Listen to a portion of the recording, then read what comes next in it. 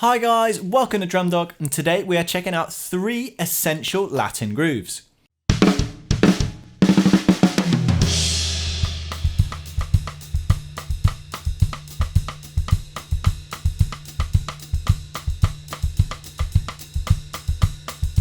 Now, Latin grooves can be a real challenge because of their cross-rhythm nature. Now, we found this out recently in our lesson on the Bossa Nova, which you can find a link for in the description.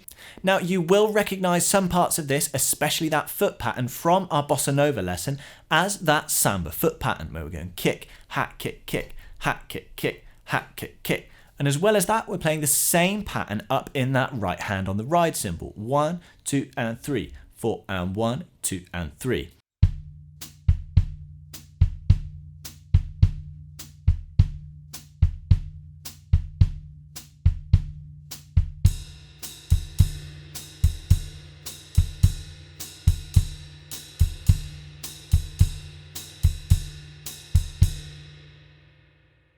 Now, where this Partido Alto differs from that Bossa Nova is in the cross stick pattern. So for this groove, we are playing a combination of quarter note downbeats and eighth note offbeats. Let's just check out that pattern on its own for a second.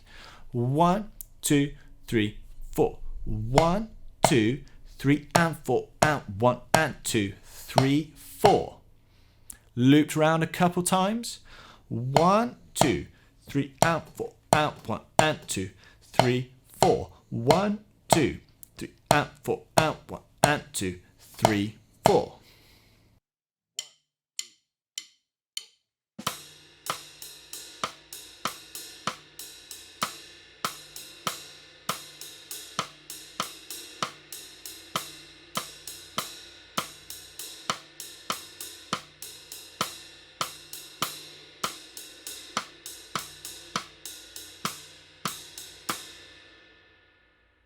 Now, to be able to play that cross stick pattern on top of our samba foot pattern with the ride cymbal, we're going to need to be able to play quarter note downbeats and those eighth note offbeats to be able to make that switch between the two.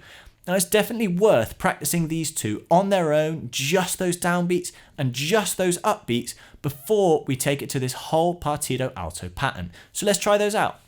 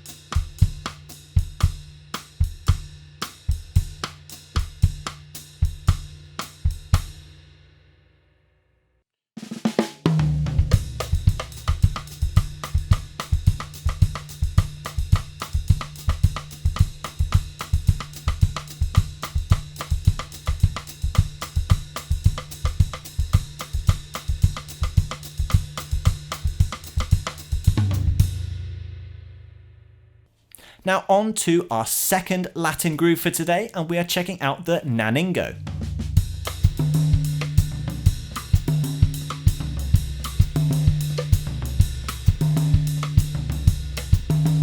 Now with this pattern, we are in a 6/8 feel, so we're completely changing up how we're feeling, and we're playing a much more interesting pattern over on the ride cymbal. So let's start with that.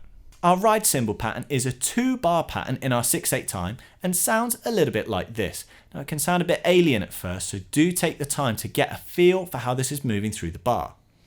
1, 2, 3, 4, 5, 6. 1, 2, 3, 4, 5, 6. 1, 2, 3, 4, 5, 6. 1, 2, 3, 4, 5, 6. 1, 2, 3, 4, 5, 6. 1, 2, 3, 4, 5, 6. 1, 2, 3, 4, 5, 6. 1, 2, 3, 4, 5, 6.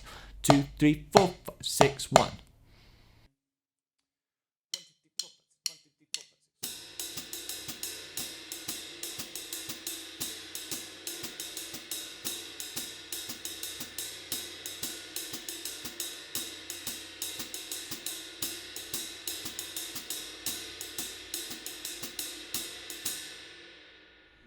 Now the good news with this Naningo is that the foot pattern is quite nice and easy. We're just playing dotted quarters which split those bars in two between bass drum and then both feet together with a stepped hi-hat.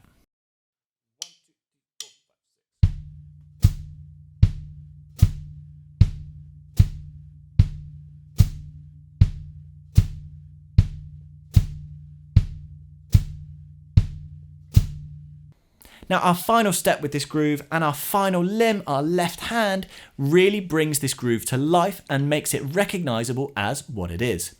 Now this pattern is going to be moving across a cross stick on the snare, a regular tom hit and a floor tom hit. And we're moving around like this.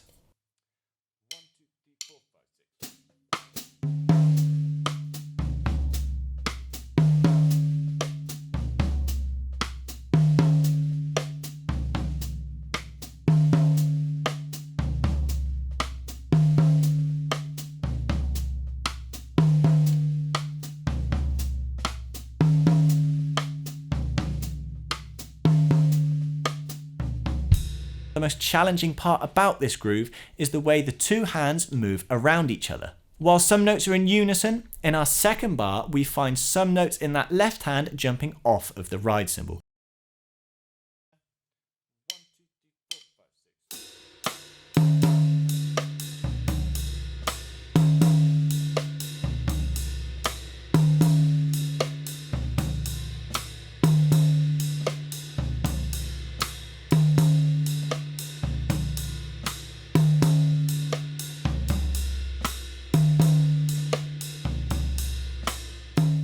Now really do take all the time you need to get those two hand patterns working together, because as I said, that is the most challenging part about this groove.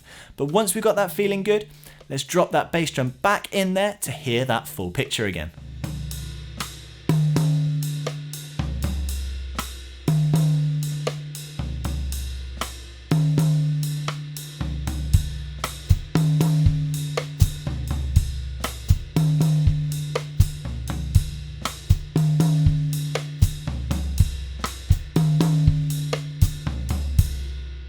Now the Naningo is one of my favourite Latin grooves, and especially up to tempo, it gives a really nice bouncy feel, as well as pulling out some interesting rhythms in that left hand.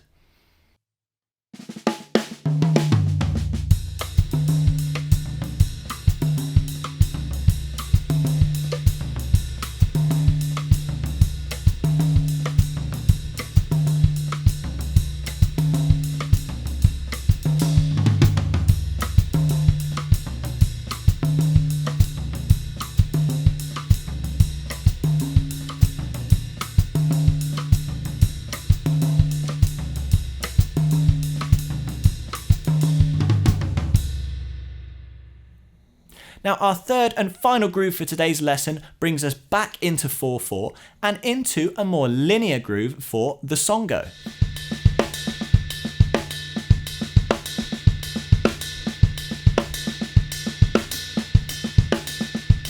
Now for those of you who don't know, by linear, I mean that we're only going to be playing one part of the kit at a time. We're playing no two things in unison, which at first sounds like it would be easier, but the way we're moving around the kit here makes this a real challenge. So let's take a second to break this down. Now unlike the other two grooves, where the bass drum was playing the part of holding that pulse and playing that regular rhythm, this time the right hand is taking that job instead. Now the right hand is just playing beats 1 and 3 up on the ride cymbal bell. And instead of marking that pulse, our bass drum is going to be playing the and of 2 and beat 4.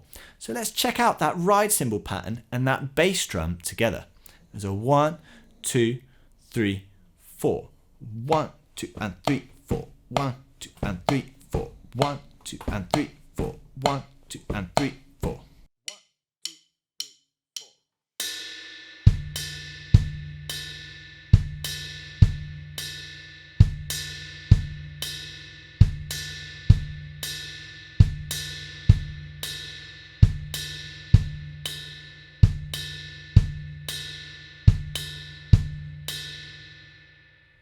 Now those two parts on their own tie together quite nicely, even though we're missing that beat 1 on the bass drum, which can feel really alien to us as drummers.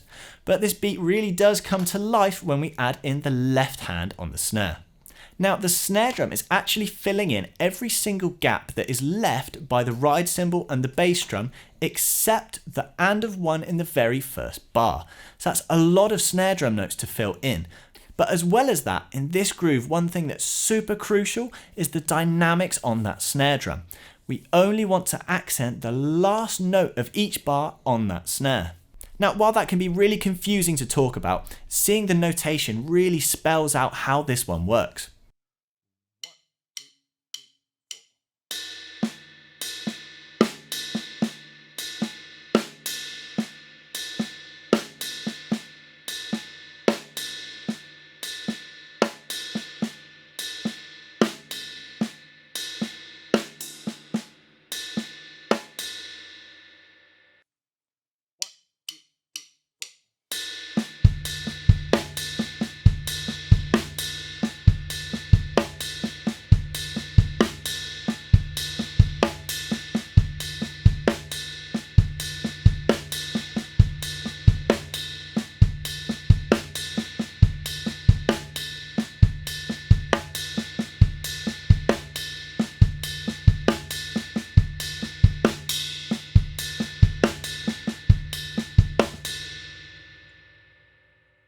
Now, as this is a linear groove, there's not much to grab onto here other than that ride cymbal. So really do take your time, work slowly, and learn that motion as we're moving between those 3 limbs. Once you've got those parts working in harmony and you've got that pattern memorized, let's slowly pick up the speed and get it sounding more like that up-tempo groove that it's designed for.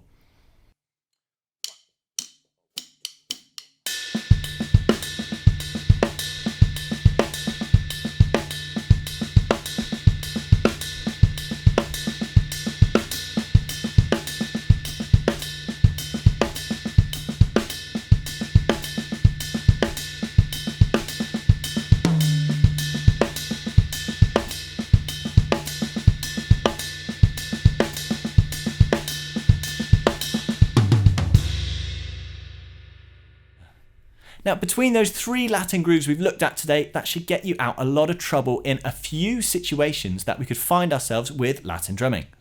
Even if these beats aren't something that you find being asked to play yourself, you may find some of the skills you pick up, especially that linear style and some of those more interesting left hand patterns, you'll find they'll creep their way into your standard playing and introduce some more exciting flavours.